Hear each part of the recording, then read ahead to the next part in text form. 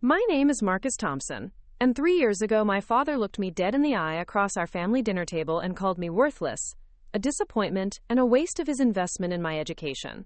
But when my executive assistant Sarah walked into that same dining room last month to inform me that my private jet was ready for our flight to close a $200 million acquisition deal, the silence that followed was worth every sleepless night I'd endured to prove him wrong. I'd love to know which corner of the globe you're watching from. And if this story speaks to you, make sure to subscribe. Tomorrow's video is one you absolutely can't miss.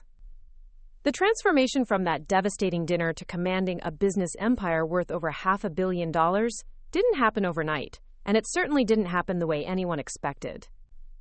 The journey began with the most brutal character assassination I'd ever experienced from someone who was supposed to believe in me, and it culminated in a moment of vindication so complete that it redefined not just my relationship with my father, but my entire understanding of what it means to build something extraordinary from the ashes of devastating rejection. The evening of March 15th started like any other family dinner at the Thompson estate in Westchester County, New York. The mahogany dining table that had hosted 3 generations of family gatherings gleamed under the crystal chandelier, set with the same bone china that my grandmother had insisted was proper for family meals. My father, Robert Thompson, sat at the head of the table in his customary navy suit, still wearing his watch from his afternoon board meeting at Thompson Industries, the manufacturing conglomerate he'd built from his father's small machine shop into a $300 million enterprise. I was 28 years old and had just completed my MBA from Wharton, graduating summa cum laude with a concentration in strategic management and entrepreneurship. For 2 years, I'd been working as the Director of Strategic Development at Thompson Industries, a position my father had created specifically to prepare me for eventual leadership succession. Every metric suggested I was excelling. I'd led the development of 3 new product lines that generated $47 million in combined revenue, identified cost-saving initiatives that improved operational efficiency by 23%, and established strategic partnerships with manufacturers in Germany and South Korea that expanded our international presence into markets we'd never accessed before. My preparation for leadership had been systematic and comprehensive. Beyond my formal education, I'd worked in every major department of Thompson Industries during summer internships throughout college.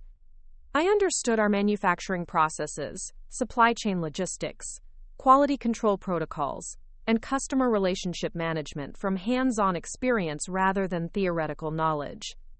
I'd spent 18 months working on the factory floor, learning the intricacies of precision manufacturing from the machinists and engineers who actually produced our industrial equipment. The relationships I'd built with our workforce were genuine and mutual. Workers who had been with the company for decades would stop me in the hallways to discuss production improvements or share concerns about operational challenges. I wasn't just the boss's son to them. I was someone who understood their work because I'd done it myself. This connection to our operational foundation was something I considered essential for effective leadership in a manufacturing business where success depended on the expertise and dedication of skilled craftsmen. My strategic initiatives had consistently exceeded projected outcomes. The German partnership I'd negotiated provided us with access to advanced manufacturing technologies that improved our precision capabilities while reducing production costs by 18%. The South Korean alliance opened Asian markets that generated $12 million in new revenue during the first year alone. These weren't theoretical successes or academic exercises. They were measurable business achievements that directly contributed to Thompson Industries' growth and competitive positioning. Industry recognition had followed these results. Manufacturing trade publications had featured articles about our international expansion strategies, and I'd been invited to speak at the National Manufacturing Association's annual conference about innovative approaches to global supply chain development. The speaking opportunity was particularly significant because it positioned Thompson Industries as a thought leader in strategic manufacturing partnerships, rather than just another family business trying to compete with larger corporations. The financial performance metrics validated my contributions unambiguously. During my tenure as Director of Strategic Development, Thompson Industries had achieved its most profitable 2-year period in company history. Revenue had grown by 34%, operational margins had improved by 19%, and our market share in precision industrial equipment had expanded from 8% to 14% in key regional markets. These improvements weren't coincidental or market-driven. They resulted directly from strategic initiatives I'd developed and implemented. My father had consistently praised my work in previous conversations. During quarterly business reviews, he'd commended my analytical approach to market assessment and strategic planning. He'd told industry colleagues that Thompson Industries was fortunate to have developed strong internal leadership capability for the next generation. Board members had expressed confidence in the succession planning process and had specifically mentioned their appreciation for my operational knowledge and strategic thinking. The evening's conversation began normally, with my mother Elena asking about my recent trip to our South Korean manufacturing partner, and my younger sister Jessica sharing updates about her junior year at Northwestern. The atmosphere was relaxed and familiar, with the kind of comfortable family discussion that had characterized our dinner conversations for years. My father seemed interested in my observations about Asian manufacturing innovations, and asked several detailed questions about potential applications to our domestic operations. When the conversation shifted to business planning for the coming year, I presented an opportunity I'd been researching for several months. A mid-sized precision equipment manufacturer in Ohio was experiencing financial difficulties due to management challenges and market positioning problems, but they possessed valuable manufacturing capabilities and an established customer base in industrial automation. My analysis indicated that Thompson Industries could acquire this company at a significant discount to its operational value, integrate their capabilities with our existing operations, and expand our market presence in industrial automation, a rapidly growing sector where we had limited participation.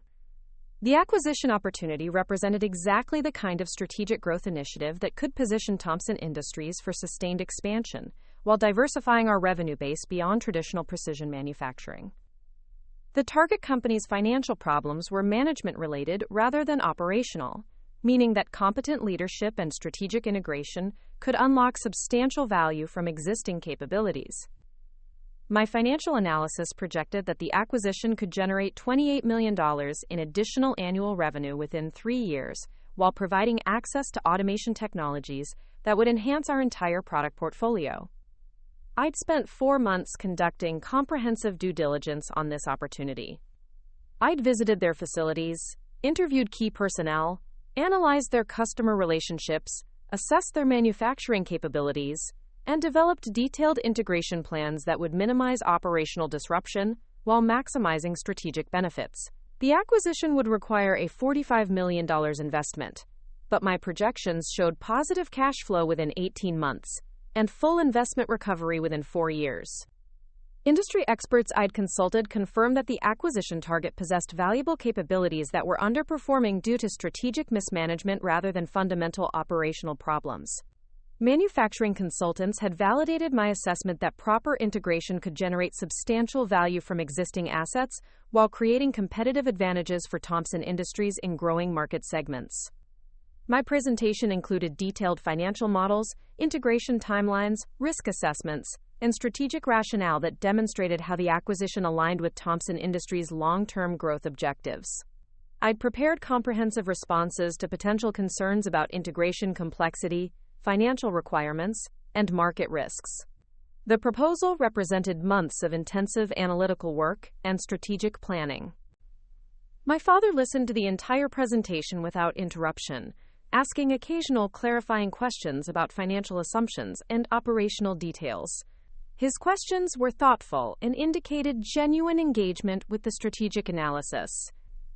When I concluded, he sat quietly for several moments, studying the financial projections and integration timelines I'd prepared. Then he looked directly at me, and his expression shifted in a way I'd never seen before. The interested, analytical demeanor disappeared, replaced by something cold and dismissive that made this spacious dining room suddenly feel suffocating.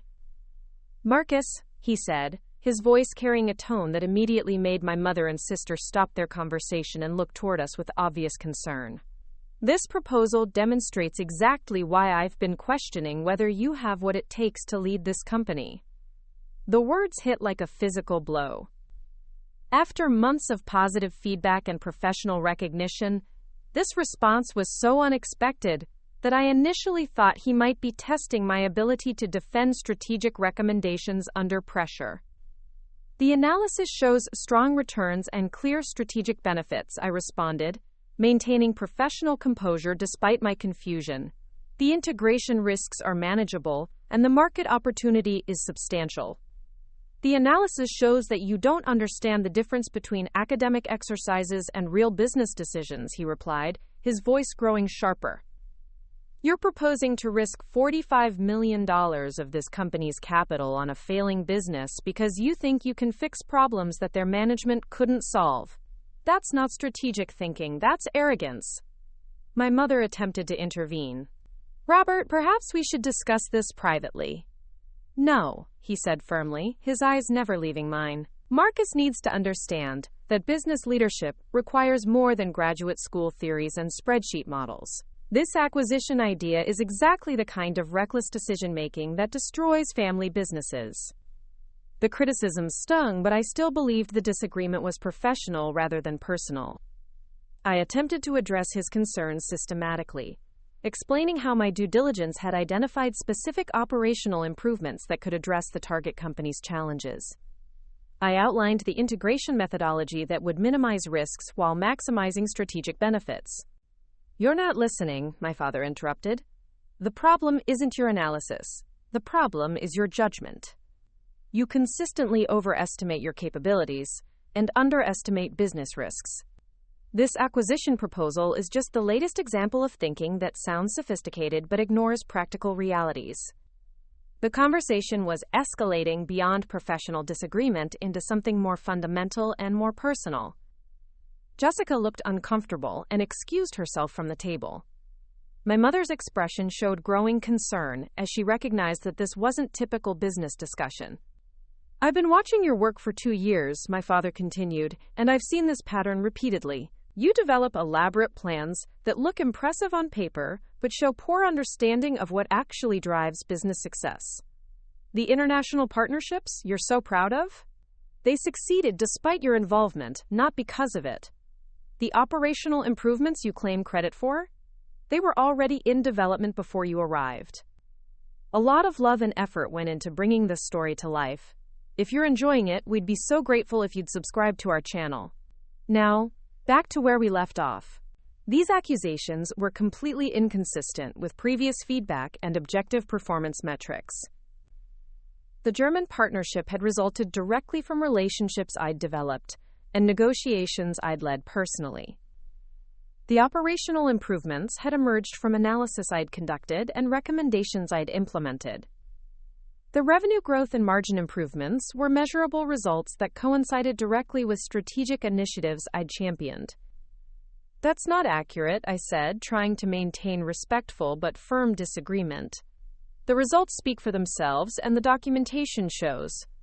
"The results show that you take credit for other people's work while pursuing risky strategies that could jeopardize everything this family has built," he said, his voice rising. "Thompson Industries succeeded for 60 years before you arrived, and it will succeed long after you're gone.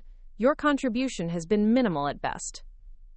The personal nature of these attacks was devastating and completely unexpected. Throughout my tenure at Thompson Industries, my father had consistently supported my initiatives and praised my contributions. Board meetings included regular recognition of strategic developments I'd led. Industry publications had specifically attributed our international expansion and operational improvements to strategic leadership within Thompson Industries. "I don't understand where this is coming from," I said, genuinely confused by the disconnect between his current criticism and previous feedback. "You've consistently supported these initiatives and praised the results they've generated." "I've been trying to be encouraging because you're my son," he replied. "But watching you present this acquisition proposal has forced me to confront reality. You lack the practical judgment necessary for business leadership. You're more interested in impressing people with complex strategies than making sound decisions that protect and grow this company." My mother made another attempt to de-escalate. "Robert, this seems like something you and Marcus should discuss in your office tomorrow." "Elena, this is exactly the conversation we need to have," he said, turning briefly toward her before focusing back on me. Marcus needs to understand that business leadership isn't about academic credentials or elaborate presentations. It's about practical judgment and understanding risk. This acquisition idea proves he doesn't possess either quality. Quote, "The systematic dismantling of my professional identity continued for another 20 minutes. Every achievement I'd accomplished was reframed as either insignificant or attributable to other factors. Every strategic initiative was characterized as risky or poorly conceived. The comprehensive preparation and analytical rigor that had defined my approach to business development were dismissed as academic exercise divorced from practical business reality. The most crushing aspect of this character assassination was its systematic thoroughness. My father wasn't simply disagreeing with one proposal. He was fundamentally questioning my capabilities, judgment, and value to the organization. The criticism was comprehensive and devastating, attacking not just my strategic recommendations but my fundamental competence as a business professional. When he finally delivered his verdict, the words came with surgical precision, designed to inflict maximum psychological damage. Marcus, I've tried to convince myself that you would develop the practical judgment necessary for leadership. But this acquisition proposal has forced me to accept that you're simply not capable of the kind of thinking this business requires. You're academically intelligent but practically worthless. You're a disappointment as a businessman, and a waste of the investment this family has made in your education." The silence that followed was absolute. My mother looked stricken, her face pale with shock at the brutality of the assessment. The dining room that had always represented family warmth and security suddenly felt like a courtroom where I'd been tried, convicted, and sentenced without understanding the charges against me.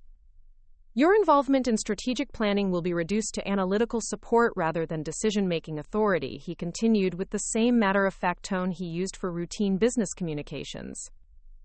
"I'll be bringing in external consultants to handle the kind of complex strategic initiatives that require mature business judgment. You can continue in your current role, but you should understand that leadership succession is no longer under consideration." The professional execution was swift and comprehensive. Everything I'd worked toward for 8 years, my education, my operational experience, my strategic achievements, my preparation for leadership, was dismissed as inadequate and irrelevant. The future I'd been systematically building toward was eliminated in a single conversation, without explanation or opportunity for defense. As I sat in that dining room holding the acquisition proposal that had triggered this devastating assessment, I felt completely disconnected from my own life and career. The professional identity I'd developed through years of education and demonstrated achievement had been declared worthless by the one person whose recognition I'd believed was most important. The skills and capabilities I'd considered my greatest strengths had been characterized as fundamental weaknesses that disqualified me from the responsibilities I'd been preparing to assume. The evening concluded with my father returning to his study to review quarterly reports, as though nothing significant had occurred. My mother offered sympathy but no explanation for the dramatic shift in his assessment of my capabilities. Jessica avoided eye contact when she returned from her room, clearly aware that something devastating had transpired during her absence. I drove back to my apartment in Manhattan in complete silence, unable to process the magnitude of what had just occurred. The acquisition proposal sat on my passenger seat, hundreds of hours of analytical work and strategic planning that had been dismissed as evidence of fundamental professional incompetence. The future I'd been building toward for nearly a decade had been eliminated in a single evening, without warning or clear justification. The questions that consumed my thoughts during that drive weren't primarily about my career prospects or financial security. They were about my fundamental understanding of my own capabilities and worth. If 6 years of education and 2 years of demonstrated results were insufficient to earn recognition from the person who knew my work most intimately, what did that reveal about my judgment, my abilities, and my prospects for future success in any professional context? That night marked the beginning of the most transformative period of my life, though I had no way of knowing it at the time. The devastating rejection that had shattered my understanding of my own value would ultimately become the foundation for building something far more significant than anything I could have achieved within the comfortable constraints of family expectations and inherited opportunity. But in those dark hours following dinner, all I could comprehend was the crushing weight of being declared worthless by the person whose approval I had spent my entire adult life trying to earn. The following morning arrived with the kind of gray March drizzle that made Manhattan feel particularly unforgiving. I woke up in my Upper East Side apartment with the strange sensation that I was inhabiting someone else's life. The modern space that had always felt like a symbol of my professional progress. The floor-to-ceiling windows overlooking Central Park, the custom furniture I'd selected to reflect my emerging executive status, now seemed like an elaborate stage set for a play that had been abruptly canceled. My first instinct was to treat the previous evening as an aberration, a temporary conflict that could be resolved through professional dialogue and clarification. I spent the early morning hours reviewing the acquisition proposal again, searching for flaws in my analysis that might have justified my father's extreme reaction. The financial models remained sound, the strategic rationale was compelling, and the risk assessments were comprehensive. If anything, the morning review reinforced my confidence that the opportunity represented exactly the kind of strategic growth initiative that Thompson Industries needed to maintain competitive positioning in evolving markets. I arrived at the Thompson Industries headquarters in Queens at 7:30 a.m., hoping to have a private conversation with my father before the regular business day began. The familiar industrial building that housed our administrative offices and primary manufacturing facility had always represented stability and opportunity to me. Walking through the lobby that morning, past the display cases showcasing 60 years of precision manufacturing achievements, I felt a disconnection from the family legacy that had previously been a source of pride and motivation. My father's corner office was empty, which was unusual since he typically arrived by 7 a.m. to review overnight reports and prepare for the day's meetings. His assistant, Carol Martinez, informed me that he'd left explicit instructions not to be disturbed when he arrived and that his calendar was completely blocked for the entire day. This level of inaccessibility was unprecedented in our working relationship. Throughout my 2 years at Thompson Industries, my father had maintained an open-door policy for strategic discussions and had encouraged regular communication about operational developments and market opportunities. The message was unmistakably clear. The conversation from the previous evening wasn't an emotional outburst that required professional follow-up. It was a deliberate and final assessment that had fundamentally altered our working relationship and my role within the organization. I retreated to my office and attempted to focus on routine analytical responsibilities, but concentration proved impossible. Every document I reviewed, every email I responded to, every phone call I took, felt surreal and purposeless. The strategic development work that had previously energized me now seemed like elaborate busy work, designed to keep me occupied while real decisions were made elsewhere. By mid-morning, the broader implications of my father's pronouncement began to crystallize. If leadership succession was no longer under consideration, what was my long-term future at Thompson Industries? The strategic development role had been created specifically as preparation for eventual executive leadership. Without that trajectory, the position became a professional dead end, a well-compensated analytical function with no pathway to meaningful responsibility or organizational impact. The realization forced me to confront questions I'd never seriously considered. Had I been deluding myself about my capabilities and contributions? Were the achievements I'd attributed to my strategic initiatives actually the result of other factors or other people's work? Had my father been providing false encouragement for 2 years while privately questioning my competence? These doubts were particularly devastating because they challenged not just my professional identity, but my fundamental understanding of my own abilities. The confidence I'd built through academic success and early career achievements suddenly seemed like arrogance, based on misinterpreted feedback and inflated self-assessment. Around noon, an email arrived from Carol Martinez, informing me that my father had scheduled a meeting with McKinsey & Company to discuss strategic planning for the coming fiscal year.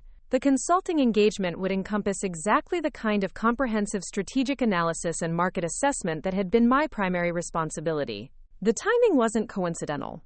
It was a direct implementation of his statement that external consultants would handle complex strategic initiatives requiring mature business judgment.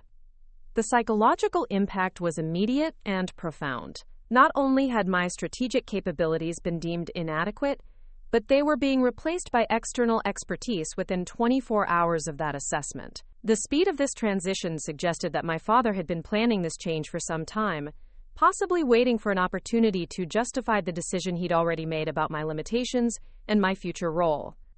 I spent the afternoon calling colleagues and industry contacts, ostensibly to discuss market conditions and business developments, but actually searching for external validation of my professional capabilities. The responses were consistently positive and reinforced my confusion about the disconnect between my father's assessment and broader professional recognition. Manufacturing industry executives I'd worked with praised my analytical approach and strategic thinking. The German and South Korean partners specifically credited my relationship building and negotiation skills for the success of our international collaborations. Dr. Amanda Foster, my strategic management professor at Wharton, responded to my inquiry about career development with enthusiasm about my practical application of strategic frameworks and my integration of analytical rigor with operational understanding. She mentioned that she'd been using case studies based on Thomson Industries' international expansion in her graduate courses as examples of effective strategic partnership development. This external validation made my father's criticism even more bewildering. If my strategic thinking and business judgment were as fundamentally flawed as he'd indicated, why were respected industry professionals and academic experts recognizing those same capabilities as noteworthy achievements? The cognitive dissonance between external recognition and family rejection created a crisis of professional identity that was unlike anything I'd previously experienced. Either my understanding of my own capabilities was completely delusional, or my father's assessment was based on factors beyond professional competence. That evening, I decided to examine the situation from a different analytical perspective. Instead of defending my capabilities or questioning my father's judgment, I began investigating the broader context surrounding his dramatic change in assessment. What factors might have influenced this sudden shift from supportive mentorship to devastating rejection? The first thing I discovered was that Thomson Industries was facing competitive pressures and market challenges that weren't reflected in our internal performance metrics. While our revenue and profitability had continued growing, our market share in key segments was declining as larger manufacturers introduced more advanced technologies and more aggressive pricing strategies. The manufacturing automation sector, which represented our greatest growth opportunity, was being dominated by companies with significantly greater research and development capabilities and more comprehensive product portfolios. A comprehensive competitive analysis revealed that Thomson Industries was at a critical inflection point. Our traditional precision manufacturing strengths were becoming commoditized as technological advances made high-precision capabilities more accessible to competitors. The German and South Korean partnerships I'd developed were valuable, but they weren't sufficient to address fundamental challenges related to technological advancement and market evolution. The acquisition opportunity I'd proposed suddenly took on different significance within this broader competitive context. Rather than representing risky expansion into unfamiliar territory, the acquisition could provide access to automation technologies and engineering capabilities that Thomson Industries desperately needed to maintain competitive relevance. The target company's automation expertise could transform our entire product portfolio while expanding our addressable market into rapidly growing industrial segments. My father's rejection of the acquisition proposal wasn't based on financial risk or integration complexity. It was based on his resistance to acknowledging that Thomson Industries needed fundamental strategic transformation to remain competitive. The proposal had forced him to confront the reality that our traditional approaches were becoming insufficient for long-term viability. This realization fundamentally changed my understanding of the previous evening's confrontation. My father hadn't been evaluating my strategic thinking or business judgment. He'd been rejecting the implications of strategic analysis that threatened his comfort with familiar approaches and traditional business models. The acquisition proposal had represented acknowledgement that Thomson Industries required significant change to address competitive challenges, and he preferred maintaining existing approaches rather than pursuing transformation that involved substantial risk and complexity. The brutal personal attack had been a defensive reaction to strategic recommendations that challenged his assumptions about the business environment and the adequacy of current operations. Rather than engaging with the analytical substance of my proposal, he'd attacked my credibility and competence to avoid confronting uncomfortable realities about market evolution and competitive positioning. This insight was both liberating and terrifying. liberating because it validated my analytical capabilities and strategic thinking while explaining the disconnect between my father's assessment and external recognition. Terrifying because it revealed that Thomson Industries was being led by someone who prioritized psychological comfort over strategic adaptation to changing market conditions. The evening's analysis also revealed something else. The acquisition target I'd identified wasn't the only distressed manufacturing company with valuable capabilities that could be obtained at significant discounts to operational value.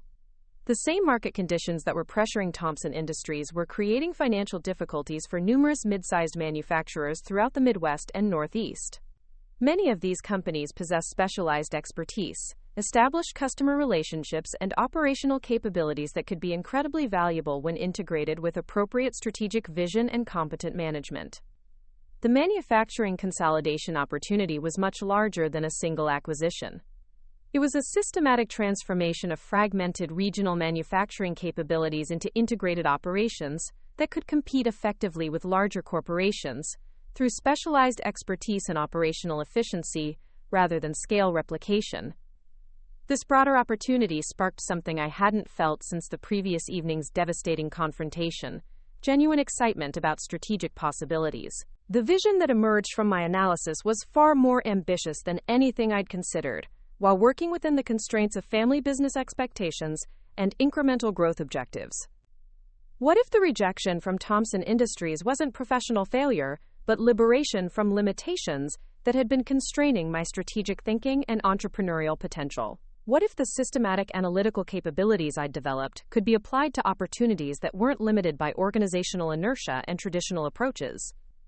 For the first time since the dinner confrontation, I began considering possibilities beyond seeking validation within existing structures. Instead of trying to convince my father that his assessment was incorrect, what if I focused on creating independent proof of strategic capabilities through direct action and measurable results? The shift in perspective was profound. Rather than viewing myself as someone who'd been rejected, despite demonstrated competence, I began seeing myself as someone whose strategic capabilities were being wasted within organizational constraints that prioritized comfort over competitive effectiveness.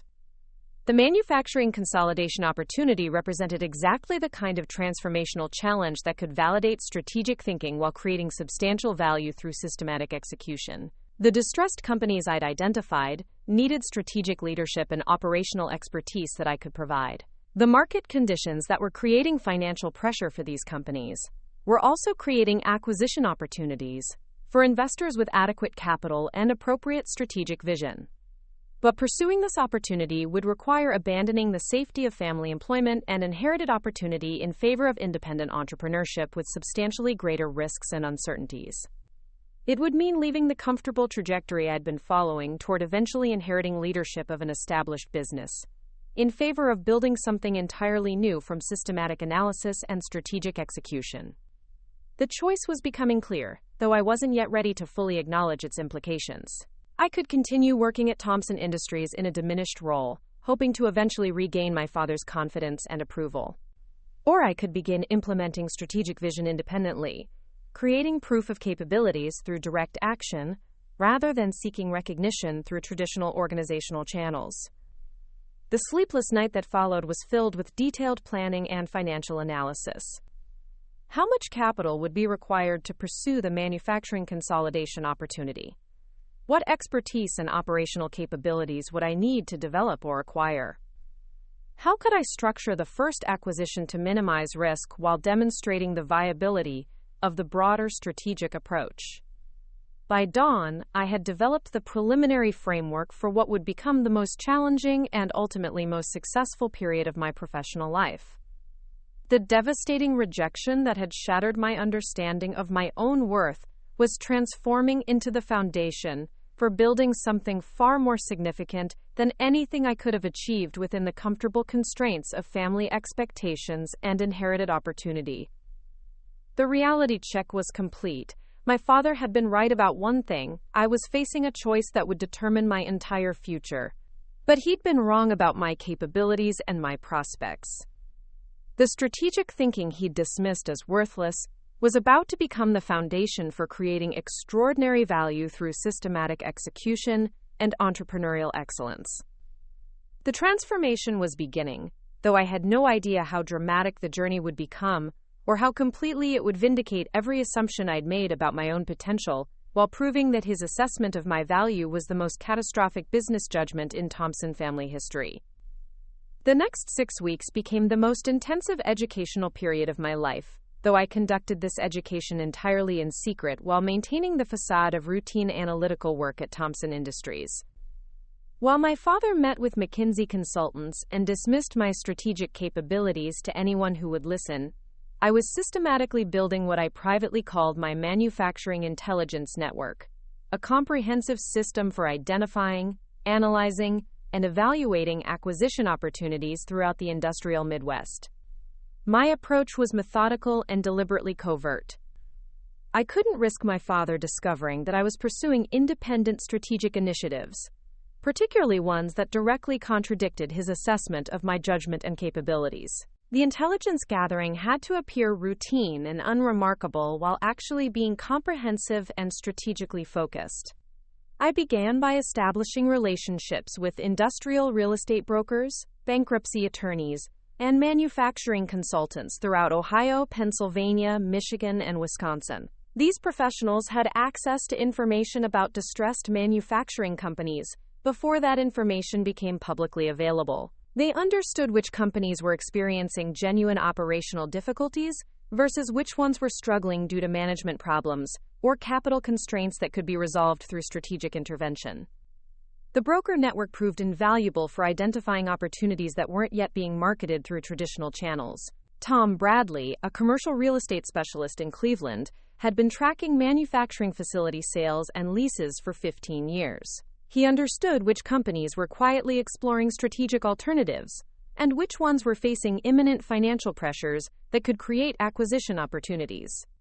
Tom's insights revealed patterns in manufacturing distress that weren't visible through public financial reports or industry publications. Companies with strong operational capabilities and established customer relationships were failing because of capital structure problems, succession planning difficulties, or strategic misalignment with market evolution. These operational assets could be incredibly valuable when combined with appropriate capital resources and strategic management. The bankruptcy attorney network provided even more sensitive intelligence about companies approaching financial restructuring or liquidation. Jennifer Walsh, a partner at a Cleveland firm specializing in manufacturing restructurings, helped me understand how distressed asset purchases could be structured to maximize value while minimizing legal and financial risks. Jennifer's expertise revealed that many manufacturing bankruptcies resulted from temporary cash flow problems rather than fundamental operational failures. Companies with valuable manufacturing capabilities and customer relationships could be acquired through bankruptcy proceedings at substantial discounts to their operational value, provided the purchaser had adequate capital and operational expertise to implement effective turnaround strategies. The manufacturing consultant network provided technical expertise about operational capabilities and market positioning that was essential for accurate valuation and strategic planning. Dr. Richard Chen, a former General Electric executive who now consulted with mid-sized manufacturers, became an invaluable resource for understanding manufacturing technologies, operational efficiency metrics, and competitive positioning within specific industrial segments. Richard's analysis revealed that the automation revolution was creating both threats and opportunities for traditional manufacturers. Companies that successfully integrated automation technologies could achieve dramatic improvements in efficiency and quality while reducing labor costs. But companies that failed to adapt were becoming increasingly vulnerable to competitors with more advanced capabilities. This technological transition was creating systematic opportunities for strategic consolidation. Companies with strong operational foundations but inadequate capital for technology investment could be acquired and upgraded through systematic automation implementation. The upgraded operations would generate superior returns while creating competitive advantages that would be difficult for traditional manufacturers to replicate. While building this external intelligence network, I was also conducting a comprehensive analysis of Thompson Industries' internal operations from a perspective that wouldn't have been possible while focused on incremental strategic development. My diminished role provided analytical distance that revealed operational patterns and competitive vulnerabilities that had been invisible when I was immersed in day-to-day strategic planning responsibilities. The analysis confirmed my earlier assessment that Thompson Industries was facing an existential competitive challenge. Our precision manufacturing capabilities were becoming commoditized, as technological advances made high-precision equipment more accessible to smaller competitors. Our German and South Korean partnerships provided some technological advantages, but they weren't sufficient to offset fundamental market shifts toward automation and integrated manufacturing solutions. More concerning was our customer concentration risk. 63% of our revenue came from 12 large industrial customers who were increasingly demanding price concessions and threatening to source critical components from lower-cost international suppliers. Our traditional competitive advantages, precision quality and reliable delivery, were no longer sufficient to command premium pricing in a market where technological parity was becoming more accessible. The internal analysis also revealed operational inefficiencies that were masked by strong overall financial performance. Our manufacturing facilities were operating at 67% capacity utilization, suggesting that we could support significantly higher production volumes without proportional increases in fixed costs. Our inventory turnover ratios were below industry averages, indicating that working capital management could be improved through better demand forecasting and supply chain optimization. These operational insights sparked a revolutionary realization. Thompson Industries' fundamental problem wasn't competitive pressure or market evolution. The problem was strategic complacency that had prevented adaptation to changing market conditions. The company possessed strong operational foundations that could support much larger scale and more diversified operations. But these capabilities were being underutilized because management was focused on protecting existing approaches rather than pursuing growth opportunities. The manufacturing consolidation strategy I'd been developing could address Thompson Industries' competitive challenges while leveraging our operational strengths to create a much larger and more competitive organization. Instead of viewing the distressed acquisition opportunities as separate business ventures, I began seeing them as components of an integrated manufacturing platform that could transform Thompson Industries from a regional precision manufacturer into a diversified industrial automation leader. This integrated vision required much more sophisticated financial planning and operational coordination than I'd initially envisioned. The manufacturing consolidation wouldn't be a series of separate acquisitions. It would be a systematic transformation of fragmented manufacturing capabilities into coordinated operations with specialized expertise and complementary market positioning. I spent countless evenings and weekends developing financial models that demonstrated how strategic manufacturing consolidation could generate exponential returns through operational synergies and market positioning advantages. The individual acquisitions would provide access to specialized capabilities and customer relationships, but the integrated platform would create competitive advantages that none of the individual companies could achieve independently. The automation equipment manufacturer in Ohio possessed engineering expertise that could enhance precision manufacturing across all operations. The precision machining company in Pennsylvania had customer relationships in aerospace and defense markets that Thompson Industries had never accessed. The industrial assembly operation in Michigan had developed innovative approaches to lean manufacturing that could improve efficiency throughout the integrated platform. The financial analysis revealed that strategic consolidation could generate extraordinary returns while creating sustainable competitive advantages. The combined operations would achieve economies of scale in purchasing, research and development, and market development, while maintaining specialized expertise and customer relationships that larger competitors couldn't replicate through internal development. But implementing this vision would require capital resources far beyond what I could access through personal savings or traditional bank financing. The comprehensive consolidation strategy would require approximately $180 million in acquisition and integration investments over an 18-month period. This level of capital commitment would necessitate sophisticated financing structures and institutional investor participation. The capital requirements led me to explore private equity and investment banking relationships that could provide both financial resources and strategic expertise for complex manufacturing acquisitions. This exploration introduced me to a completely different perspective on business development and value creation that expanded my understanding of strategic possibilities beyond anything I'd learned in graduate school or family business experience. Michael Harrison, a managing director at Blackstone Private Equity, became an informal mentor who helped me understand how institutional investors evaluate manufacturing consolidation opportunities.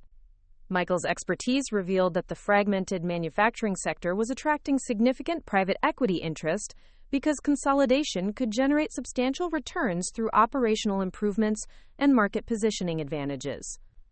Private equity firms were actively seeking experienced manufacturing executives who could identify and integrate acquisition opportunities in specialized industrial segments. The combination of industry expertise and systematic analytical capabilities I developed was exactly what institutional investors needed to evaluate and implement complex manufacturing consolidation strategies. Michael's guidance helped me refine the financial structure and implementation timeline for the manufacturing consolidation strategy. Instead of pursuing individual acquisitions sequentially, the optimal approach involved coordinated acquisition of multiple companies simultaneously, enabling immediate implementation of operational integration and market positioning initiatives. The institutional investor perspective also revealed opportunities for much more ambitious value creation than I'd initially envisioned. Manufacturing consolidation could generate returns not just through operational improvements, but through strategic repositioning that created new market categories and competitive advantages. The integrated platform could develop capabilities that didn't exist in the current market, creating opportunities for premium pricing and accelerated growth.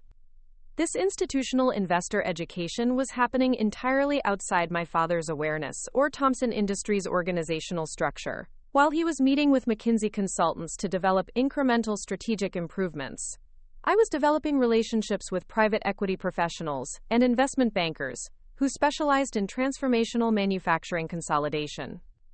The contrast between these two approaches to strategic development was profound and revealing. The McKinsey engagement focused on optimizing existing operations and improving efficiency within current market positioning. The private equity approach focused on fundamental transformation that would create entirely new competitive advantages and market opportunities. By the end of this intensive 6-week period, I had developed comprehensive intelligence about manufacturing consolidation opportunities, established relationships with financing sources and strategic partners, and created detailed implementation plans for transformational value creation that extended far beyond anything possible within Thomson Industries' current organizational structure.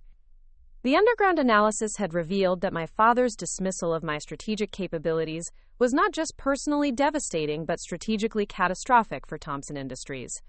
While he was rejecting transformation opportunities to maintain comfortable, familiar approaches, competitors and private equity firms were pursuing exactly the kind of systematic consolidation that could eliminate traditional manufacturers who failed to adapt to evolving market conditions. More importantly, the analysis had demonstrated that my strategic thinking and analytical capabilities were not just adequate for complex business challenges, they were exceptional. The manufacturing consolidation strategy I'd developed was more sophisticated and more ambitious than anything McKinsey had proposed for Thomson Industries. The private equity professionals I'd consulted confirmed that my approach represented exactly the kind of strategic innovation that could generate extraordinary returns in current market conditions. The underground analysis phase was complete, but it had fundamentally transformed my understanding of both the opportunity and my own capabilities. I was no longer someone seeking validation from family business leadership. I was someone who had developed institutional quality strategic analysis and identified transformational opportunities that could create hundreds of millions of dollars in value through systematic execution. The question was no longer whether I could demonstrate strategic value within Thomson Industries' organizational constraints.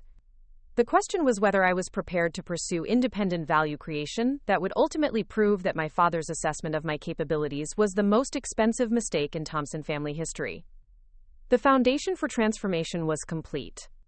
The intelligence network was established, the strategic framework was developed, the financing relationships were cultivated, and the implementation plans were ready for execution.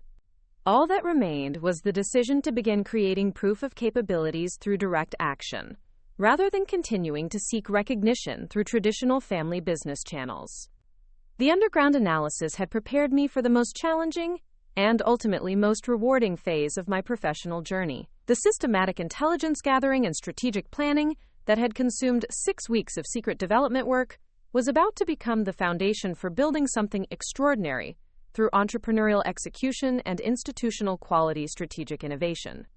The opportunity that would validate everything I'd been building in secret arrived through an unexpected phone call on a humid Tuesday morning in late May. Jennifer Walsh, the bankruptcy attorney who had become a key source in my intelligence network, was calling about Precision Dynamics Manufacturing, a family-owned automation equipment company in Akron, Ohio, that was facing imminent bankruptcy despite possessing what she described as some of the most advanced manufacturing technologies I've ever seen in a company this size. The owner, 67-year-old Frank Morrison, had built the company over 30 years into a leader in custom automation solutions for automotive and aerospace manufacturers. But a combination of health problems, family succession difficulties, and a disastrous expansion into European markets had created a cash flow crisis that threatened to destroy everything he'd built. The company owed $8.3 million to various creditors and was facing foreclosure on their manufacturing facility within 6 weeks. What made this opportunity extraordinary wasn't just the distressed pricing.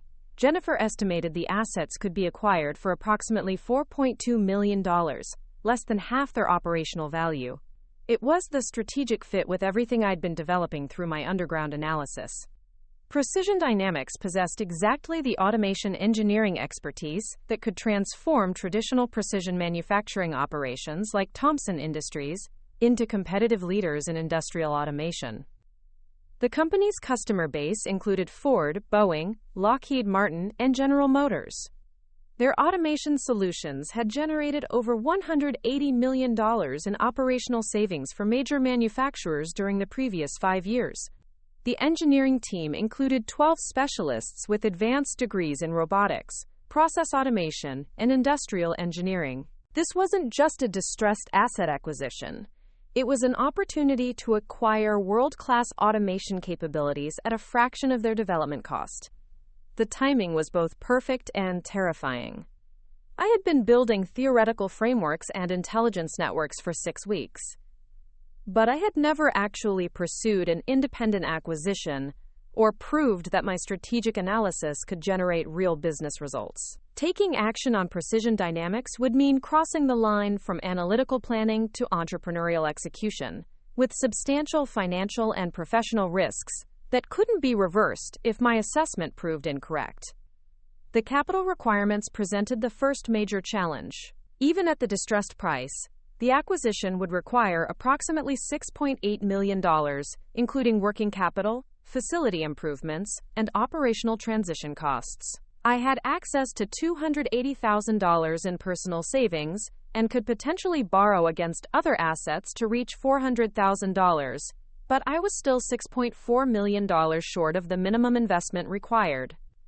This is where my cultivation of private equity relationships during the underground analysis phase proved crucial. Michael Harrison at Blackstone had introduced me to David Chen, a managing partner at Riverside Capital, a mid-market private equity firm that specialized in manufacturing consolidation opportunities. David had been tracking the industrial automation sector and was actively seeking experienced operators who could identify and integrate acquisition opportunities in specialized manufacturing segments. When I presented the Precision Dynamics opportunity to David, his response exceeded my most optimistic expectations. Not only was Riverside Capital interested in providing acquisition financing, but they viewed the opportunity as a potential platform investment that could anchor a broader manufacturing consolidation strategy in the industrial automation sector. "Marcus, this is exactly the kind of deal we've been looking for," David said during our meeting at Riverside's Manhattan offices. "You've identified a world-class automation capability that's available at a distressed price due to temporary financial difficulties rather than operational problems. More importantly, you understand how this acquisition could serve as the foundation for systematic consolidation in a fragmented market with enormous potential for value creation." Quote, Riverside Capital's due diligence process was intensive and comprehensive, but it validated every aspect of my analysis while revealing additional value creation opportunities I hadn't initially identified. Their technical consultants confirmed that Precision Dynamics automation technologies were indeed among the most advanced in the mid-market manufacturing sector. Their market analysis verified that industrial automation demand was growing at 23% annually, while the supply of specialized engineering capabilities remained constrained. The financial structure that emerged from negotiations with Riverside Capital was more favorable than I had dared to hope. They would provide $5.8 million in equity financing in exchange for 60% ownership of the acquisition entity, while I would contribute $1 million through personal investment and bank financing to maintain 40% ownership and complete operational control as CEO of the combined operation. This ownership structure meant that successful execution of the acquisition and integration could generate extraordinary personal returns while providing the platform for expanding the manufacturing consolidation strategy I'd been developing. If the integration succeeded and the operational improvements generated projected returns, my 40% ownership could be worth tens of millions of dollars within 3 to 5 years. But the most significant aspect of the Riverside Capital partnership wasn't the financial terms. It was the validation of my strategic thinking by sophisticated institutional investors who specialized in evaluating complex manufacturing opportunities. David Chen's team had conducted a comprehensive analysis of my strategic framework and concluded that my approach represented exactly the kind of systematic value creation that could generate superior returns in current market conditions. Your manufacturing consolidation strategy is the most sophisticated approach to industrial automation value creation that we've reviewed this year, David told me during our final negotiation session. You understand both the technical requirements and the market dynamics in ways that enable systematic identification and integration of opportunities that other investors are missing. The validation from Riverside Capital was professionally transformative. For the first time since my father's devastating assessment, I had objective confirmation from experts who had no emotional investment in my success that my strategic capabilities were not just adequate, but exceptional. The private equity professionals who evaluated hundreds of investment opportunities annually had concluded that my analysis and strategic thinking represented superior quality that warranted substantial financial backing. The acquisition process itself became an intensive education in complex business transactions and operational integration planning. Working with Riverside Capital's transaction team, I learned sophisticated approaches to due diligence, contract negotiation, and integration planning that extended far beyond anything I'd learned in graduate school or family business experience. The legal and financial complexity of acquiring a distressed manufacturing company through bankruptcy proceedings required coordination between attorneys, accountants, investment bankers, and operational consultants across multiple jurisdictions and regulatory environments. The process demanded systematic attention to details ranging from environmental liability assessments to employee retention strategies to intellectual property transfer protocols. Frank Morrison, the founder of Precision Dynamics, became an unexpected ally and mentor during the acquisition process. Despite his financial difficulties, Frank possessed extraordinary expertise in automation engineering and manufacturing operations that proved invaluable for understanding the technical capabilities and market positioning opportunities that the acquisition represented. Marcus, I've been watching your analysis of our operations, and I have to tell you something, Frank said during one of our facility tours. In 30 years of building this business, I've never seen someone understand our technical capabilities and market potential as quickly and as comprehensively as you have. You're seeing integration opportunities and value creation possibilities that I never considered, even though I developed most of these technologies myself.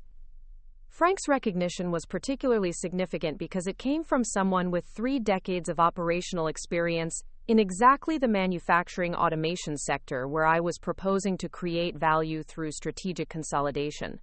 His assessment wasn't based on theoretical analysis or academic credentials, but on practical evaluation of my understanding of complex manufacturing operations and market dynamics. The acquisition closed on July 18th, exactly 8 weeks after Jennifer Walsh's initial phone call about the opportunity. The closing ceremony took place in a Cleveland law office, with attorneys representing Riverside Capital, Precision Dynamics, various creditors, and the bankruptcy court. When the final documents were signed and the wire transfers were completed, I officially became the CEO of what we renamed Thompson Automation Solutions, honoring both my family heritage and the transformational capabilities we were acquiring. The immediate aftermath of the acquisition was simultaneously exhilarating and terrifying.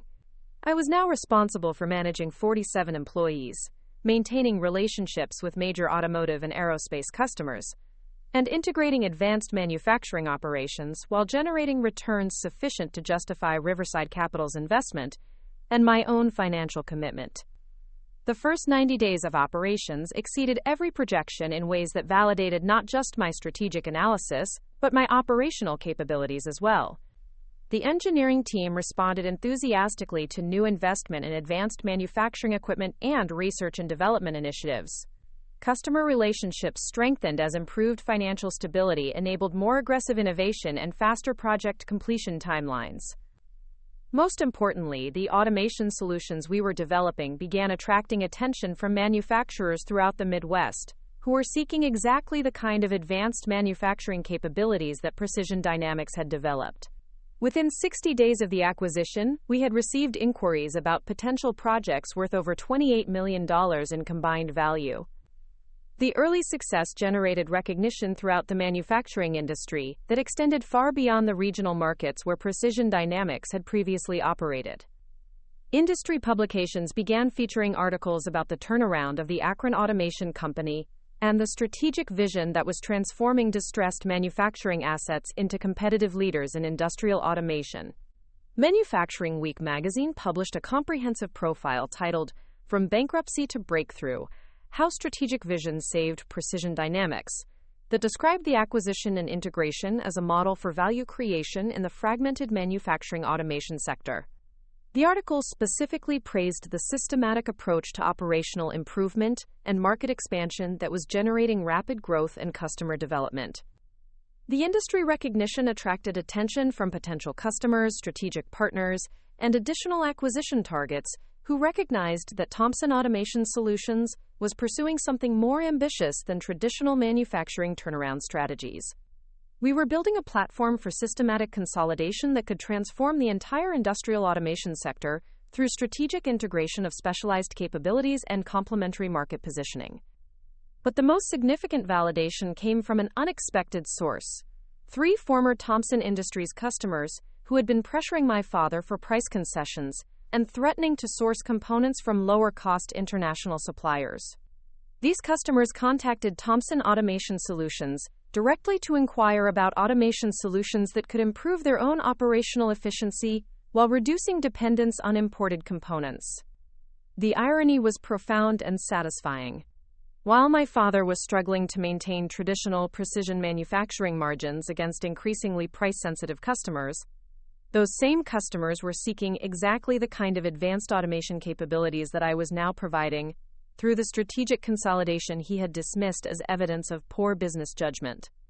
The breakthrough moment that crystallized the success of the acquisition strategy occurred in early October, when Boeing awarded Thomson Automation Solutions a $12.4 million contract to develop custom automation systems for their new 787 production line. The contract represented the largest single project in Precision Dynamics history and validated our positioning as a leader in advanced manufacturing automation for aerospace applications.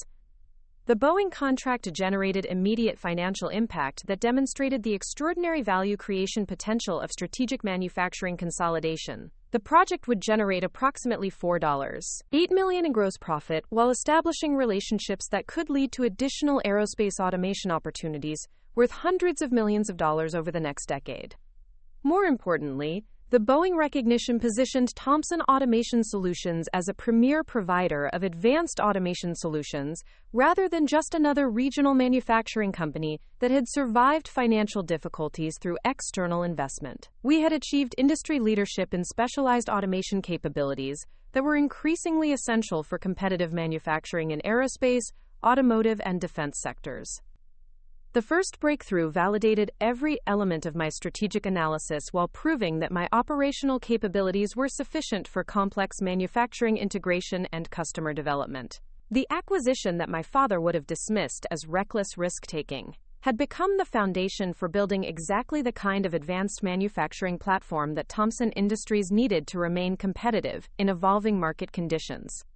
The success also demonstrated that systematic strategic thinking could generate extraordinary returns when combined with appropriate capital resources and institutional support. The private equity partnership had provided not just financing, but strategic expertise and industry relationships that accelerated value creation beyond what would have been possible through independent action alone. As I stood in the Thomson Automation Solutions facility in late October, watching our engineering team develop cutting-edge automation solutions for the world's leading aerospace manufacturer, I realized that the devastating rejection that had initiated this journey was transforming into the foundation for creating something far more significant than anything possible within the comfortable constraints of family business expectations. The first breakthrough had proved that strategic innovation could transcend organizational limitations and generate extraordinary value through systematic execution and entrepreneurial excellence. But it had also revealed the potential for much more ambitious value creation through continued expansion of the manufacturing consolidation platform I was building.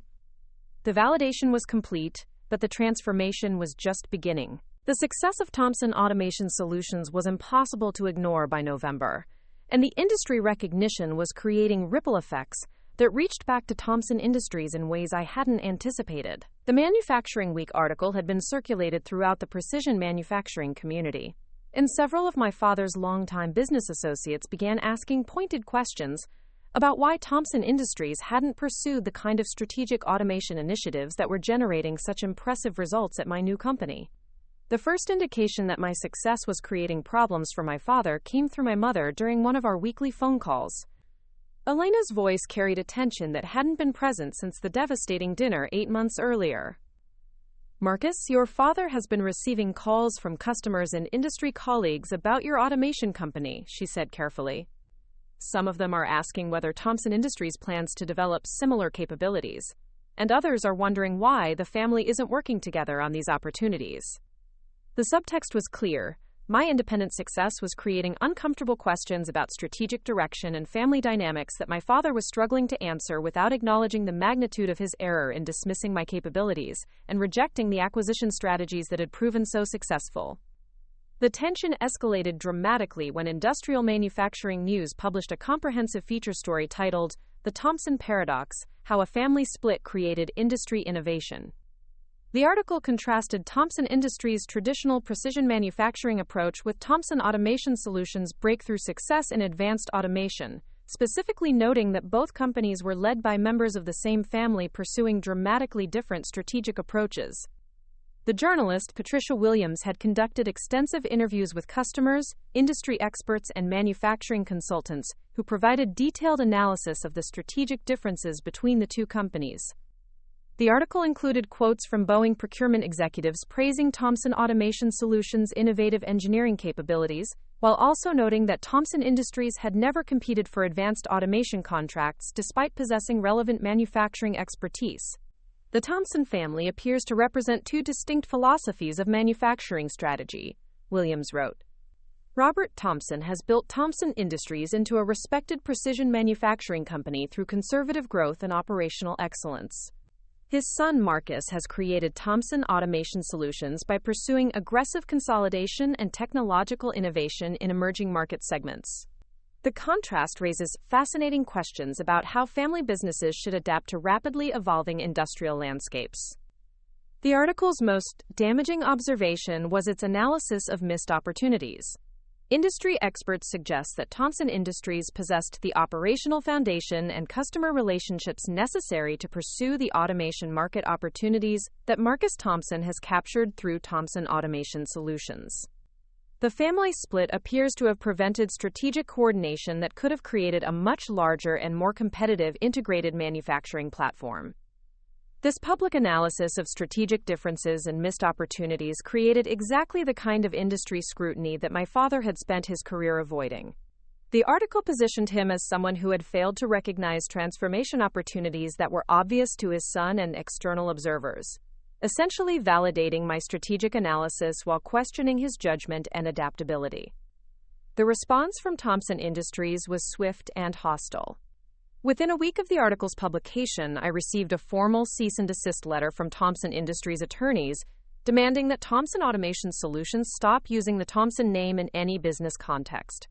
The legal letter claimed that my use of the family name created marketplace confusion and implied unauthorized association with Thompson Industries' established reputation and customer relationships. The legal challenge was both personally devastating and strategically problematic. Personally, it represented my father's attempt to prevent me from claiming any connection to the family business legacy, essentially disowning me professionally despite my success. Strategically, it threatened to disrupt customer relationships and market positioning that had been carefully developed through months of business development and reputation building. But the most revealing aspect of the legal action was its timing and rationale. My father wasn't challenging my use of the Thompson name because of legitimate trademark concerns or business conflicts. He was challenging it because my success was creating uncomfortable comparisons and questions about his strategic judgment that he preferred to eliminate rather than address through improved performance. The cease and desist demand also revealed something else. My father was more concerned about protecting his reputation from unfavorable comparisons than he was about the success of his son or the potential for family collaboration that could benefit both companies. The legal action prioritized his ego over family relationships and business opportunities.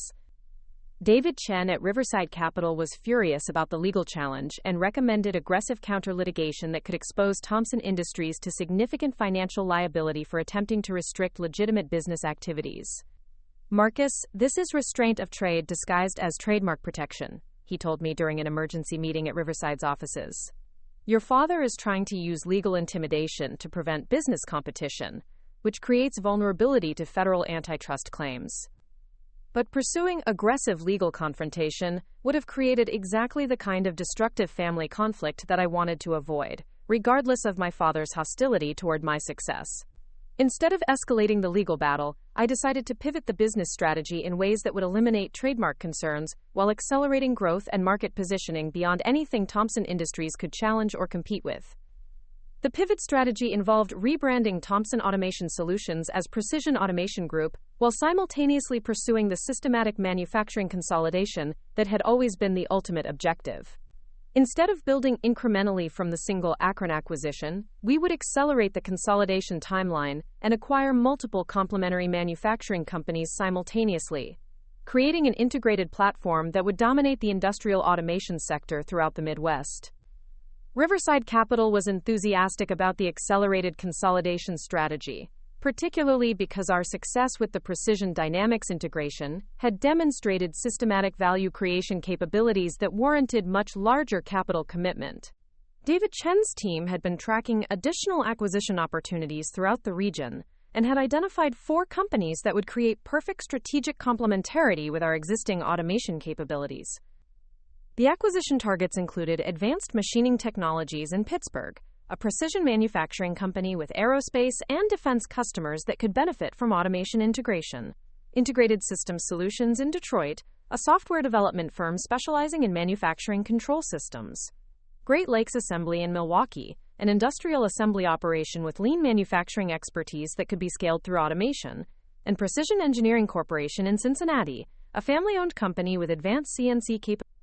The financial structure for the accelerated consolidation required $47 million in additional capital, but the integrated platform would generate over $180 million in annual revenue, while creating market-leading capabilities in industrial automation that no single competitor could replicate through internal development.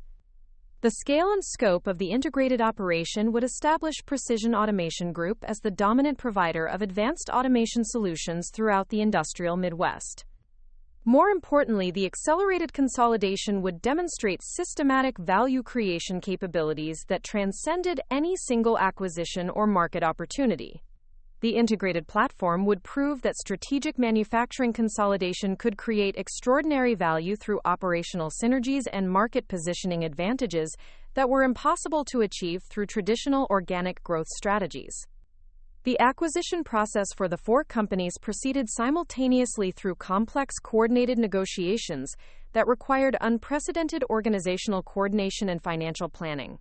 Each company presented unique challenges and opportunities that demanded specialized expertise and customized integration strategies. Advanced machining technologies required extensive facility upgrades and workforce retraining to integrate automation capabilities with traditional precision manufacturing operations. The integration process involved installing $3.2 million in advanced manufacturing equipment while retraining 23 machinists in automated production techniques that would improve both efficiency and quality. Integrated systems solutions needed capital investment in research and development capabilities that could accelerate software development for custom automation applications. The company's existing software platforms were sophisticated but required enhancement to support the complex automation systems that Precision Automation Group was developing for aerospace and automotive customers. Great Lakes Assembly required facility expansion and process redesign to accommodate automated assembly systems that could handle larger production volumes while maintaining the quality standards that had established their reputation with industrial customers. The integration involved completely reimagining their production flow and implementing lean manufacturing principles throughout their operations. Precision Engineering Corporation needed modernization of their CNC capabilities through integration with automated material handling and quality control systems that would enable higher precision production at greater scale. The company possessed exceptional engineering expertise but had been constrained by outdated equipment and limited capital for technology investment. The simultaneous integration of 4 separate manufacturing companies into a coordinated automation platform was the most complex operational challenge I had ever undertaken. The process required coordination between dozens of engineers, technicians, and production specialists across 5 separate facilities in 4 different states. Every aspect of the integration demanded systematic planning and precise execution to prevent operational disruption, while achieving the synergies that justified the massive capital investment. But the complexity of the integration also revealed capabilities I hadn't known I possessed. The organizational coordination and strategic planning required for successful multi-company integration demanded exactly the kind of systematic thinking and operational expertise that my father had dismissed as inadequate for business leadership. The successful execution of this integration would prove that my strategic capabilities extended far beyond academic analysis to include practical implementation of complex organizational transformations. The resistance from Thompson Industries intensified as news of the accelerated consolidation became public through industry publications and customer communications. My father began actively discouraging suppliers and customers from working with Precision Automation Group, claiming that the rapid expansion represented financial instability and operational overextension that could jeopardize project completion and customer service. These competitive attacks were particularly problematic because they came from someone with established credibility in the manufacturing community who could influence potential customers and strategic partners through personal relationships and industry reputation. My father's criticism carried weight because of Thompson Industries' long history of reliable performance and conservative management. The situation was complicated by the fact that some of his criticisms weren't entirely unfounded. The accelerated consolidation did represent significant execution risk, and the financial leverage required for simultaneous acquisitions created vulnerability to operational problems or market disruptions that could threaten the entire platform. The rapid growth strategy required flawless execution across multiple complex integrations, without room for significant mistakes or delays. But the most destructive aspect of my father's opposition was its personal nature. Instead of competing on the basis of superior products or services, he was attacking my character and capabilities in ways that went far beyond legitimate business competition. Industry colleagues reported that he was describing me as reckless, overextended, and likely to fail spectacularly in ways that would damage customer relationships and supplier partnerships. The personal attacks were devastating because they came from someone whose approval I had sought throughout my adult life, even after the brutal rejection that had initiated this entrepreneurial journey. Despite everything that had transpired, having my father actively working to undermine my success created emotional conflict that interfered with the focus and confidence required for managing complex business challenges. The pivot point came during a heated confrontation at the National Manufacturing Association conference in Chicago, where both Thompson Industries and Precision Automation Group were exhibiting.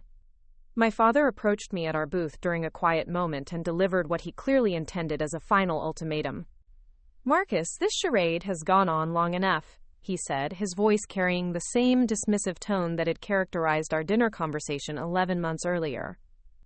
You're playing with investor money and risking other people's livelihoods to prove some kind of point about strategic thinking. The responsible thing would be to sell this operation to someone with the experience to manage it properly before you cause real damage.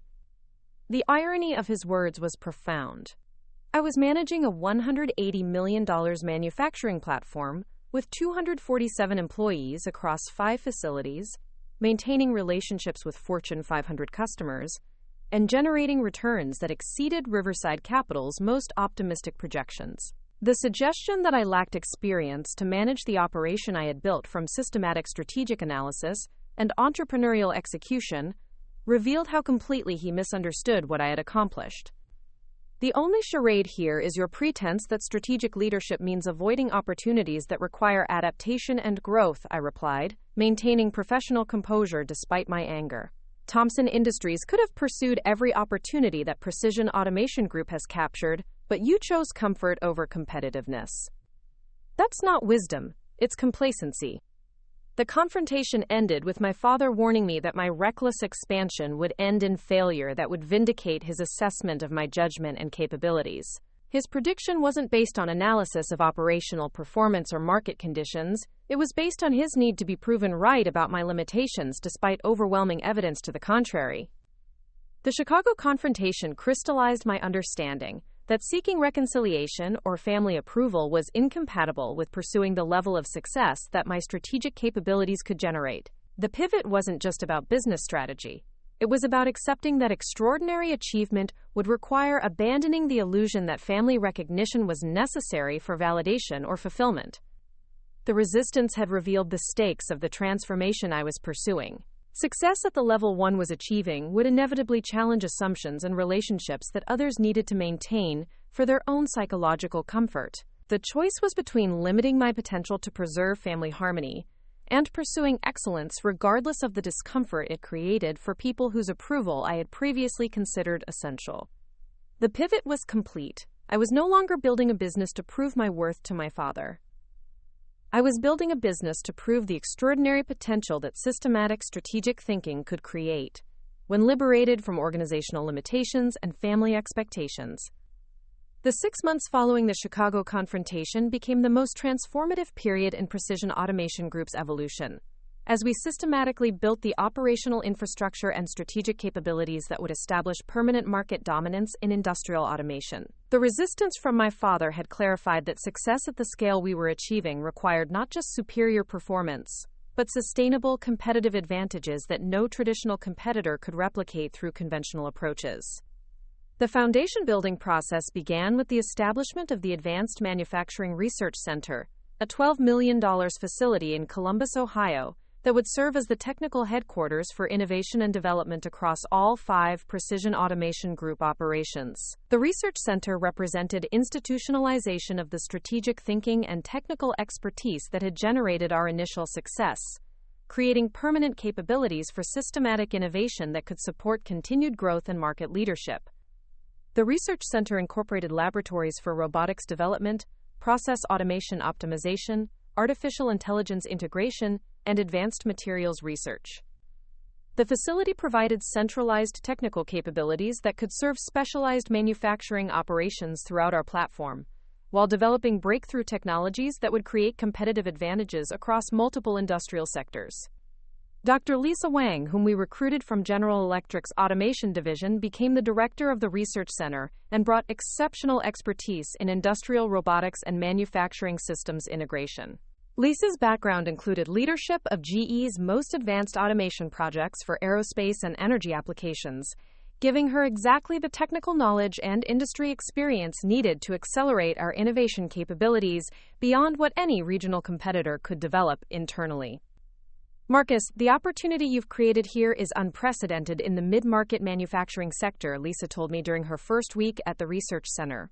The integrated platform you've built provides access to diverse manufacturing challenges and customer requirements that can drive innovation much more effectively than the isolated research and development efforts that most companies pursue. We can develop breakthrough technologies by solving real operational problems across multiple facilities and market segments simultaneously. The Research Center's first major initiative involved developing proprietary artificial intelligence systems that could optimize manufacturing processes across different production environments and product specifications. The AI optimization platform would analyze production data from all 5 facilities to identify efficiency improvements and quality enhancements that could be implemented systematically throughout our operations.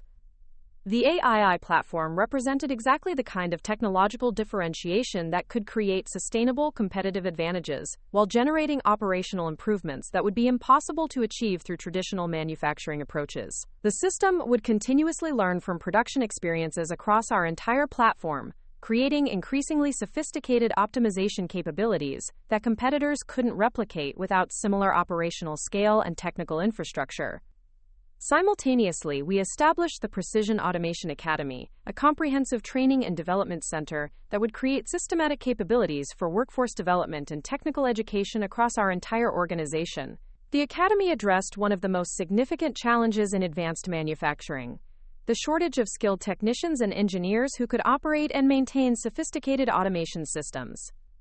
The Academy's curriculum included programs for automation technician certification, robotics system maintenance, process optimization methodologies, and advanced manufacturing management.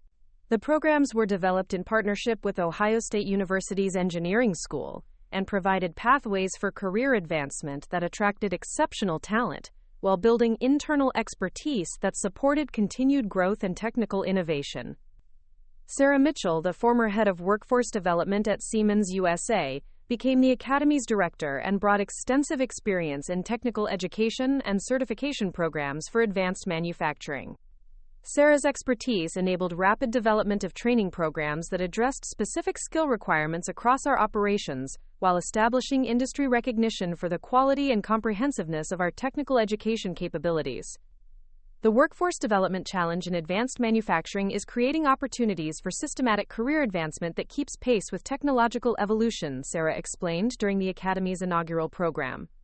The integrated training approach we're implementing here provides continuous learning pathways that enable technicians and engineers to advance their capabilities while contributing to innovation and operational excellence throughout the organization.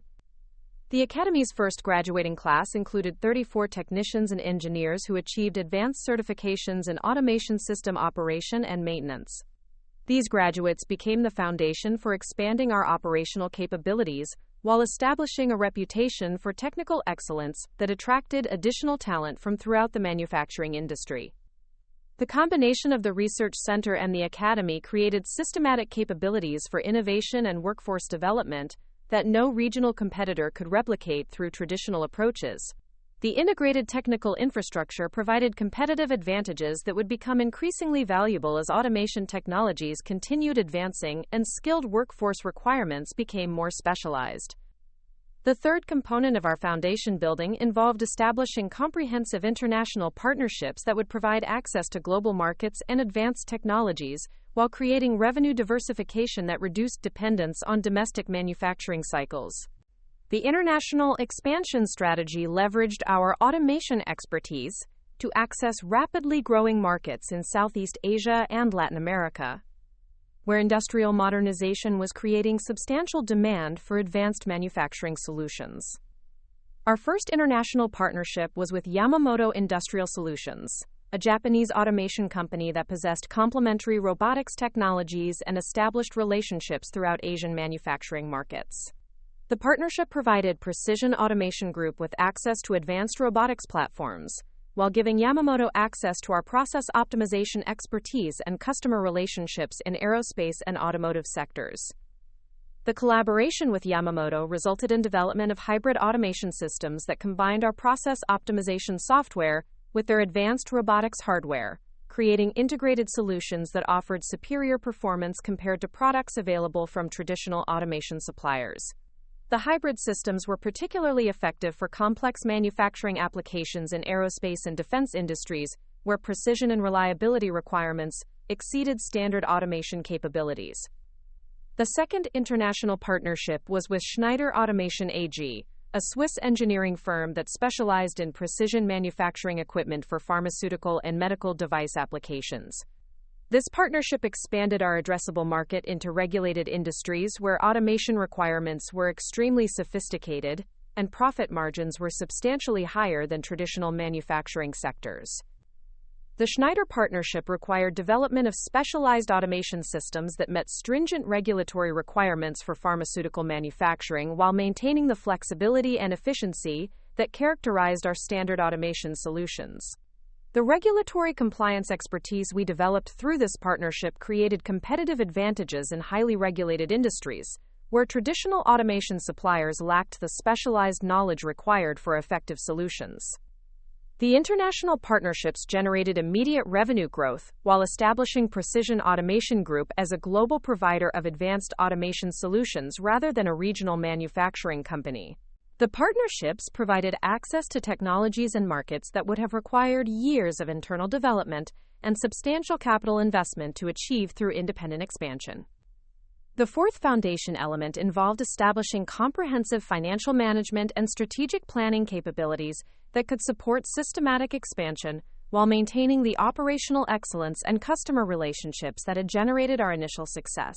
The financial infrastructure included sophisticated management reporting systems, strategic planning processes, and performance measurement capabilities that enabled systematic evaluation of growth opportunities and operational improvements.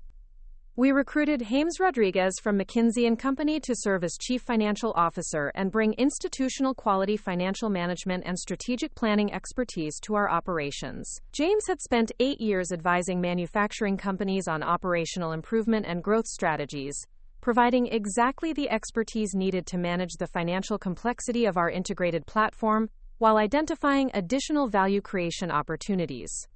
The systematic approach to value creation that you've developed here is more sophisticated than what I've seen at companies 3 times this size, James told me during his first comprehensive analysis of our operations. The integration of technical innovation, workforce development, and international expansion creates compounding value creation that generates superior returns while building sustainable competitive advantages. James's analysis revealed that our integrated platform was generating returns that exceeded private equity industry benchmarks while creating strategic value that wasn't reflected in traditional financial metrics. The research center, academy, and international partnerships were creating intangible assets that would generate increasing returns as our market leadership position strengthened and our technical capabilities continued advancing.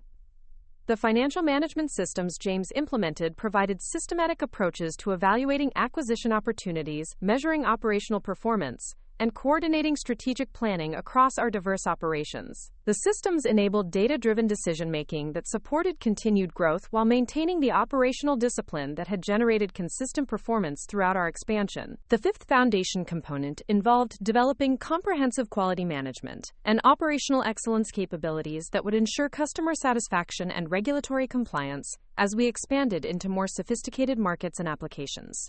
The quality infrastructure included systematic processes for project management, customer relationship management, and continuous improvement that would support scaling our operations while maintaining the technical excellence that had established our reputation. We established partnership with Deloitte Consulting to implement comprehensive quality management systems across all 5 facilities, ensuring standardized approaches to project execution and customer service that would maintain consistent performance regardless of operational complexity or customer requirements. The quality systems included ISO 9001 certification and specialized certifications for aerospace and pharmaceutical applications. The quality management implementation required extensive process documentation and employee training across all facilities. But the systematic approach created operational consistency that supported efficient scaling while maintaining the customer satisfaction levels that generated repeat business and referral opportunities. Dr. Michael Foster, a former Boeing quality assurance executive, became our Director of Quality Assurance and brought extensive experience in managing quality requirements for complex manufacturing projects across multiple regulatory environments. Michael's expertise enabled rapid implementation of quality systems that exceeded customer expectations while creating competitive advantages through superior project execution and customer service.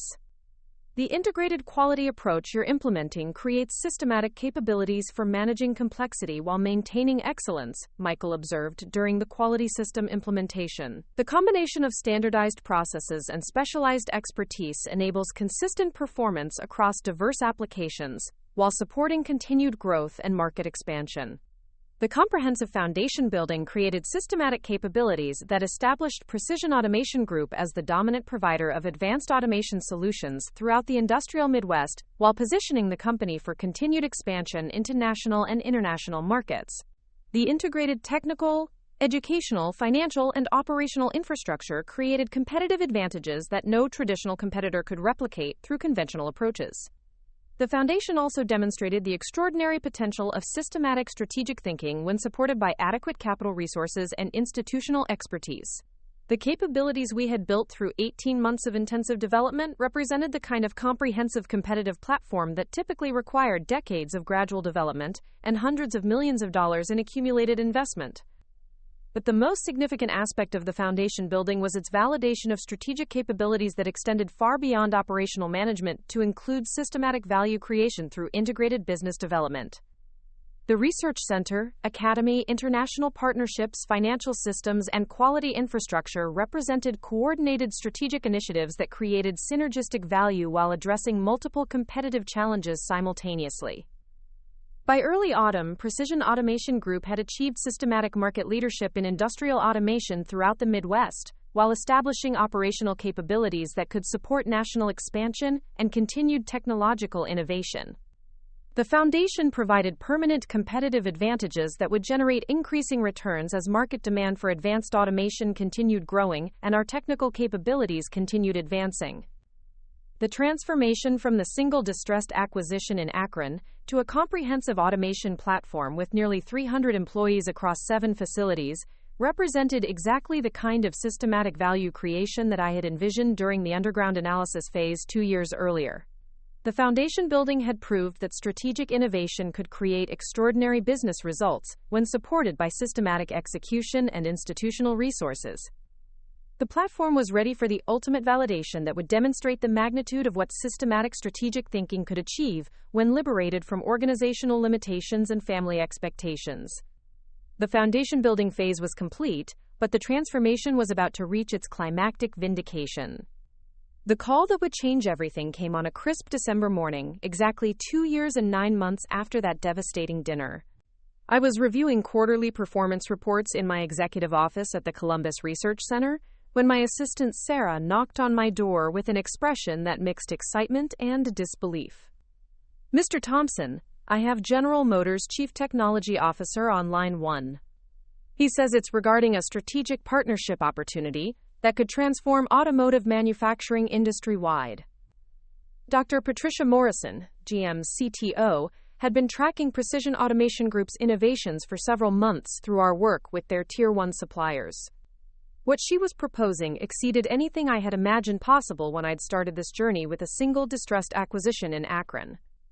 "Marcus, General Motors wants to establish an exclusive strategic alliance with Precision Automation Group to develop next-generation automation systems for electric vehicle manufacturing," she explained during our initial conversation. "We're talking about completely reimagining automotive production through artificial intelligence integration, advanced robotics, and process optimization technologies that your team has pioneered." The partnership GM was proposing would involve a $340 million joint investment over 5 years to develop revolutionary manufacturing systems for their transition to all-electric vehicle production by 2035. Precision Automation Group would receive $180 million in research and development funding while gaining exclusive rights to license our technologies to other automotive manufacturers worldwide once the GM implementation was complete. The financial terms were extraordinary, but the strategic significance was even more profound. General Motors was essentially acknowledging that Precision Automation Group had developed manufacturing technologies and systematic innovation capabilities that the world's largest automotive companies needed to access through strategic partnership, rather than attempting to develop internally. "The comprehensive approach your organization has taken to manufacturing automation represents exactly the kind of integrated innovation that the automotive industry needs for successful electric vehicle transition," Dr. Morrison continued. Your AI optimization platform, combined with your advanced robotics capabilities and workforce development programs, creates systematic advantages that we believe could revolutionize manufacturing efficiency while reducing production costs by up to 35%. Quote, the GM partnership validation was immediately followed by similar inquiries from Ford, Stellantis, and Toyota, all seeking strategic relationships that could provide access to the automation technologies and systematic innovation capabilities that Precision Automation Group had developed. The automotive industry was recognizing that our integrated platform represented breakthrough capabilities that traditional suppliers couldn't provide through conventional approaches. But the ultimate vindication arrived through a source I never could have anticipated. Thomson Industries itself was facing an existential crisis that would force my father to confront the catastrophic nature of his strategic judgment and personal assessment of my capabilities. The crisis began when Thomson Industries lost 3 of their largest customers within a 6-week period during the autumn. The customers, Ford, Lockheed Martin, and Caterpillar, had terminated their precision manufacturing contracts and transitioned their business to suppliers who could provide integrated automation solutions rather than traditional precision components alone. The customer defections weren't coincidental or based on pricing considerations. The customers were seeking exactly the kind of advanced manufacturing capabilities that Thomson Industries could have developed through the strategic initiatives I had proposed 3 years earlier. Instead of traditional precision components, they needed suppliers who could provide comprehensive automation solutions that integrated manufacturing with process optimization and advanced quality control. Carol Martinez, my father's longtime assistant, reached out to me through my mother with a request that carried profound implications. Thomson Industries' board of directors wanted to explore strategic alternatives for addressing their competitive challenges, and several board members had specifically requested a consultation with Precision Automation Group about potential partnership opportunities. The irony was devastating and complete. The family business that had dismissed my strategic thinking and declared my capabilities worthless was now seeking guidance from the company I had built through systematic application of exactly the strategic principles they had rejected. But the most significant validation came from an unexpected external source. McKinsey & Company, the consulting firm my father had hired to replace my strategic development capabilities, published a comprehensive industry analysis titled The Manufacturing Consolidation Revolution: How Mid-Market Innovation is Transforming Industrial Automation. The McKinsey report featured Precision Automation Group as the primary case study for successful manufacturing consolidation, describing our strategic approach as the most sophisticated example of systematic value creation in the mid-market manufacturing sector. The report specifically praised the integrated platform we had developed through strategic acquisitions, technological innovation, and workforce development as a model that other manufacturing companies should study and potentially replicate. Precision Automation Group has demonstrated that strategic consolidation combined with systematic innovation can create competitive advantages that exceed what traditional manufacturing companies can achieve through organic growth or conventional acquisition strategies, the McKinsey analysis concluded. The company's integrated approach to technology development, workforce training, international partnerships, and quality management represents innovative business model development that could transform manufacturing competitiveness throughout the industrial sector. The McKinsey validation was particularly significant because it came from the same consulting organization that my father had hired to provide strategic thinking that he believed I was incapable of delivering. The consultants were now describing the strategic approach I had developed independently as superior to conventional manufacturing strategies, and recommending that other companies adopt similar methodologies for competitive positioning. The comprehensive vindication culminated in an invitation to present the Precision Automation Group business model at the Harvard Business School Executive Program, where Professor Elizabeth Warren was developing case studies about innovative approaches to manufacturing consolidation and value creation. The Harvard presentation would position our strategic methodology as a template for systematic business transformation that other organizations could study and adapt for their own competitive challenges. But the personal vindication that mattered most occurred on a snowy January evening, when my father requested a private meeting at the Union Club in Manhattan. The same man who had declared me worthless and inadequate for business leadership was now seeking a conversation about strategic options for Thompson Industries' survival. The meeting location was significant. The Union Club represented old money establishment credibility and conservative business tradition. My father's choice of venue suggested that he was approaching our conversation with the formality and seriousness reserved for the most important business discussions. When I arrived at the club's library, my father was already seated in one of the leather chairs near the fireplace, studying financial documents that I recognized as Thompson Industries' quarterly reports. His expression carried none of the dismissive confidence that had characterized our previous interactions. Instead, he looked like someone confronting uncomfortable realities that he could no longer avoid or rationalize. "Marcus, I need to discuss something with you," he began, his voice carrying a tone I had never heard before, one that mixed humility with desperation. "Thompson Industries is facing competitive challenges that threaten our long-term viability, and the board believes that strategic partnership with Precision Automation Group might be essential for our survival." The reversal was complete and undeniable. The same strategic capabilities he had dismissed as worthless academic theories were now being sought as essential solutions for business challenges that conventional approaches had proven inadequate to address. "The customers we've lost aren't seeking lower prices or better delivery terms," he continued, his words coming slowly as though each admission was physically painful. "They're seeking integrated automation capabilities that we can't provide through our current operations. The manufacturing world has evolved beyond traditional precision manufacturing, and we haven't evolved with it." The conversation continued for over 2 hours, with my father systematically acknowledging every strategic assessment I had made during the devastating dinner 3 years earlier. The acquisition opportunities I had identified were indeed essential for competitive positioning. The international partnerships I had recommended were necessary for global market access. The automation capabilities I had proposed were becoming industry requirements rather than optional enhancements.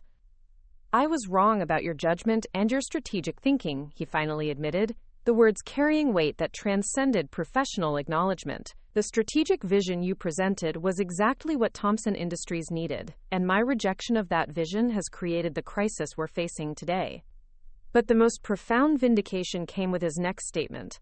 "The business success you've achieved demonstrates capabilities that I failed to recognize or appreciate. You've built something extraordinary through exactly the kind of strategic thinking that I dismissed as impractical and risky." The apology was comprehensive and unambiguous. The man who had brutally attacked my professional competence and personal worth was acknowledging that his assessment had been catastrophically wrong, while my strategic analysis had been extraordinarily accurate. The meeting concluded with a formal proposal for strategic partnership between Thompson Industries and Precision Automation Group that would integrate their precision manufacturing capabilities with our automation expertise, while providing Thompson Industries with access to the technologies and market positioning necessary for long-term competitive survival. The partnership terms I proposed were generous but reflected the fundamental shift in our relationship dynamics. Precision Automation Group would acquire Thompson Industries' manufacturing operations for $95 million, while maintaining the Thompson Industries brand and workforce. My father would continue as chairman emeritus with advisory responsibilities, but operational control would transfer to Precision Automation Group's management team. The acquisition would create the most comprehensive manufacturing automation platform in the Midwest, while preserving the family business legacy through integration rather than liquidation. Thompson Industries' 67 employees would join Precision Automation Group's team of nearly 400, creating unprecedented capabilities for serving customers throughout North America and internationally. 3 weeks later, the acquisition was completed in a ceremony at Thompson Industries' original headquarters in Queens, with the same boardroom where my strategic capabilities had been dismissed now serving as the location for finalizing the partnership that validated every element of my strategic vision. As I signed the final documents that officially integrated Thompson Industries into Precision Automation Group, I reflected on the extraordinary transformation that had occurred since that devastating dinner. The rejection that had shattered my understanding of my own worth had become the foundation for building something far more significant than anything possible within the comfortable constraints of family expectations and inherited opportunity. But the ultimate vindication came the following month, when Sarah walked into that same family dining room in Westchester County where my journey had begun. I was reviewing integration plans for the Thomson Industries acquisition when she knocked on the door with the same expression of excitement and disbelief that had characterized so many breakthrough moments during the previous 3 years. "Mr. Thomson, your private jet is ready for departure to Detroit," she announced with professional formality that barely concealed her smile. "The General Motors executives are expecting you for the strategic alliance signing ceremony at their headquarters." The silence that followed was profound and complete. My father, who was reviewing integration documents at the other end of the table, looked up from his papers with an expression that mixed pride, amazement, and profound recognition of how completely his assessment of my capabilities had been proven wrong. The transformation was complete and undeniable. The son he had declared worthless was now commanding a business empire worth over $500 million, flying to strategic meetings with Fortune 500 companies in a private jet, supported by an executive team and organizational infrastructure that represented exactly the kind of systematic business excellence that he had claimed I was incapable of achieving. The devastating rejection had been transformed into extraordinary vindication through systematic strategic thinking, entrepreneurial execution, and unwavering commitment to proving that excellence transcends organizational limitations and family expectations. The journey from worthless to indispensable had validated every assumption I had made about my own potential, while demonstrating that the most powerful transformation often begins with the most crushing rejection. As I prepared to leave for the General Motors meeting that would establish Precision Automation Group as the definitive leader in automotive manufacturing innovation, I realized that the evening's symbolism was perfect. The dining room where I had been declared a failure was now the headquarters for planning strategic initiatives that would transform entire industries while generating extraordinary value for thousands of employees and millions of customers. The last word had been spoken not through argument or explanation, but through systematic achievement that made validation inevitable and recognition undeniable. The worthless son had become the industry leader whose strategic vision would shape the future of American manufacturing for decades to come. Looking for more? We've got 2 amazing stories ready for you right on screen. If this one touched you, these are absolutely worth your time. Click to watch them now. And hey, subscribe and hit that bell to never miss our latest uploads.